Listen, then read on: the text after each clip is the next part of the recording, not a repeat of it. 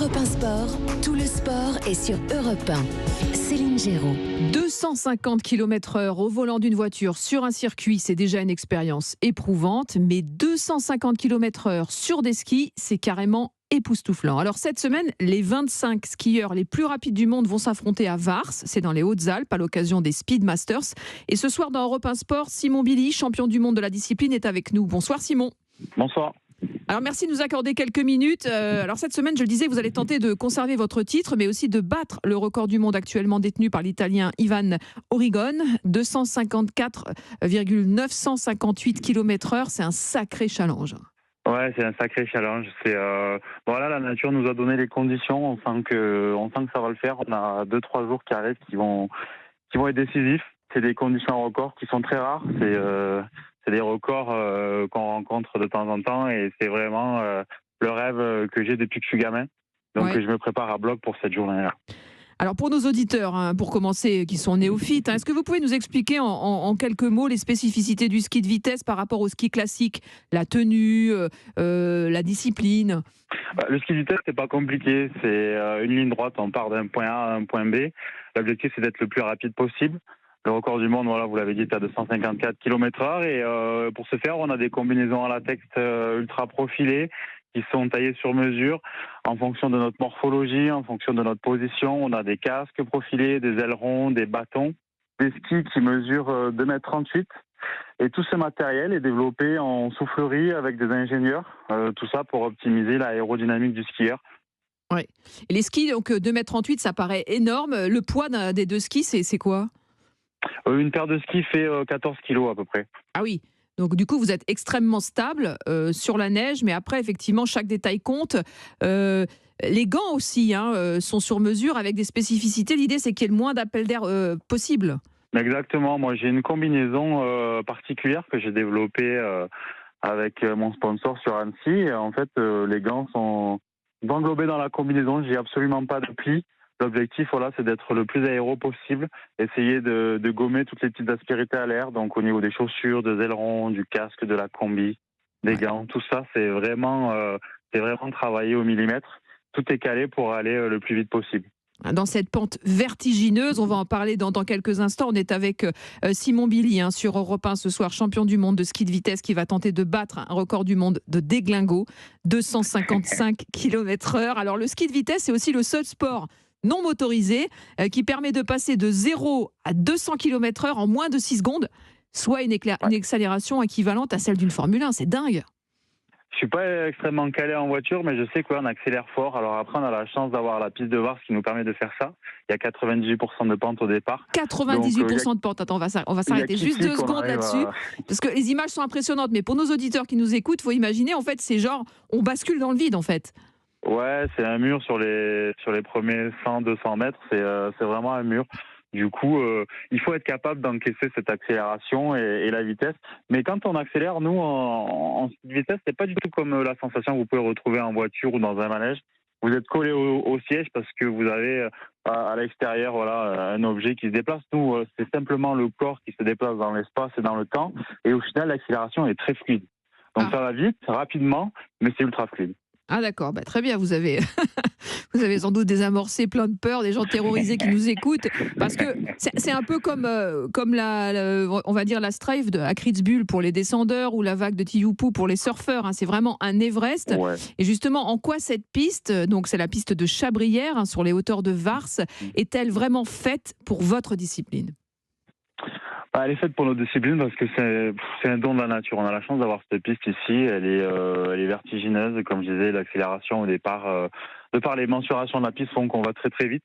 Le run est court. On fait 250 km/h sur une poignée de secondes. Ça dure 13-14 secondes maximum.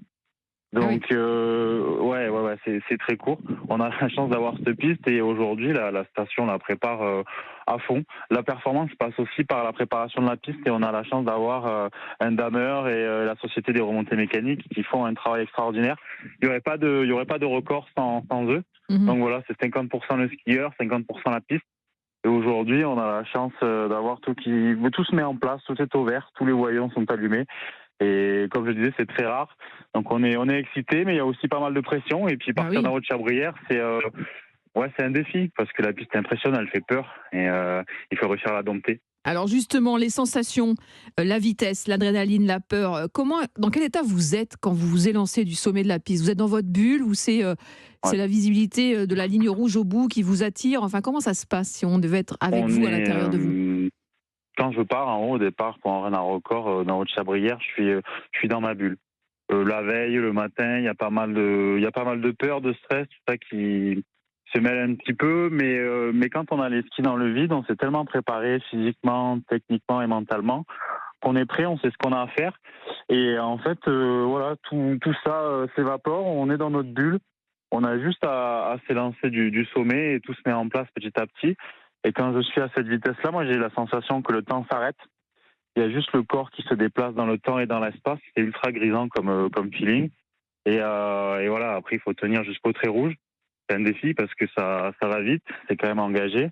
L'objectif, c'est de bouger le moins possible et de garder la position parfaite tout le long. Et alors combien de temps pour vous arrêter à l'arrivée? Parce qu'effectivement, on sait comme un frelon à 250 km/h. Comment ça se passe? Ouais, l'heure d'arrivée est super longue. On a 500 mètres pour s'arrêter, donc on a le temps. On se relève doucement. Il faut pas se relever trop vite. Parce que si on fait pas attention au moment où on se relève, on prend tout l'air dans le corps et en fait ça peut nous retourner. Donc il faut s'appuyer sur l'air en se relevant doucement sur l'avant. Ah Comme ouais. ça, on sent vraiment à ces vitesses-là la résistance de l'air. Et puis ensuite, on fait un petit chasse-neige sur une trentaine de mètres. Et puis on enquille des virages. C'est aussi un plaisir de faire des virages à 200 km/h dans l'heure d'arrivée. Alors C'est avec cool. Simon Billy dans Europe 1 Sport ce soir, on est vraiment ravis de parler avec vous de ski de vitesse, de ce record que vous allez essayer de faire tomber, 255 km/h. Pour nos auditeurs aussi, votre père, Philippe Billy, a lui-même été recordman du monde de ski de vitesse dans les années 90. Il a été flashé à 243 km/h en 97. Ouais. C'est une passion contagieuse, ça vous a pris à quel âge? Ouais, c'est une histoire de famille. Et moi, j'ai été piqué super tôt. Mon petit frère en a fait aussi. Et on a commencé le ski de vitesse à 6 ans. On a commencé le ski à peu près vers 2-3 ans. Et rapidement, on a fait quelques petites vitesses. Et ça se transmet voilà, de père en fils. Et là, moi, j'ai des demi-frères qui arrivent derrière, qui ont une dizaine d'années et qui ont déjà des records personnels à 125 Ah ouais. km/h. Donc, on transmet le virus. On verra. Après, mon père nous a jamais poussé. Il voulait pas qu'on en fasse au début parce que c'est un sport dangereux. Mais malgré lui, on y est venu. Donc, après, il nous a accompagnés pour faire ça en toute sécurité dans un premier temps. Et puis après, pour aller chercher des résultats.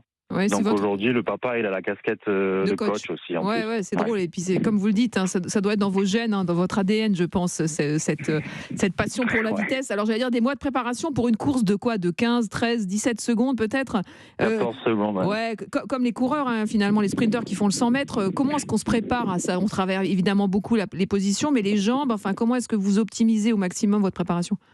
Bon, il y a une grosse préparation physique sur le corps en général, mais surtout les cuisses, la chaîne abdominale, le gainage, parce qu'il est ultra important de garder la position de recherche de vitesse le plus longtemps possible. Et donc ça, c'est vraiment axé sur les abdos, le gainage. Et ensuite, on essaie de développer un petit peu la musculature à droite à gauche, mais on veut pas s'élargir parce que Oui. si on est trop volumineux, ensuite on pousse de l'air. Donc il y a un rapport poids-volume à respecter. Moi, quand je suis en salle de muscu, je vais pas charger sur les Oui, épaules, sur le forcément. dos, parce que justement, il faut que tout reste caché dans le casque. Et ça, c'est ultra important pour pas modifier le flux d'air.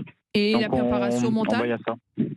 Préparation mentale, moi j'ai pas de prépa mentale particulière. Je fais mon petit train, je suis dans ma préparation toute l'année, je farte mes skis, je fais ma muscu, je vais sur la piste, je m'imprègne de l'environnement et tout ça me suffit aujourd'hui.